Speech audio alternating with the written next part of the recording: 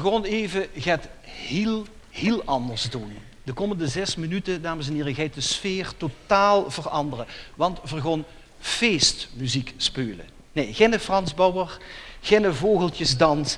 We gaan broelofsmuziek spelen. Maar dan hele bijzondere broelofsmuziek. Broelofsmuziek die zelfs een beetje weemoedig en melancholiek kan klinken, maar dat integendeel ook heel blij en heel uitgelaten. Het is broelofsmuziek oorspronkelijk uit Moldavië.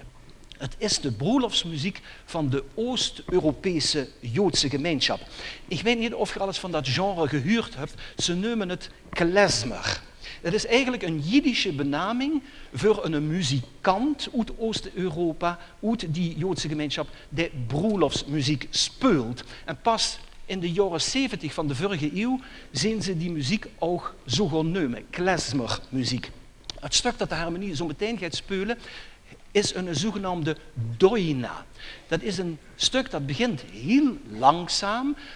Dat stuk heet eigenlijk geen moordsoort. En degene die de melodie speelt, die mag verseren en improviseren wie je maar wilt. Degene die dat vandaag deed, is een virtuoze jonge klarinetist. Dames en heren, Koen Cuijpers.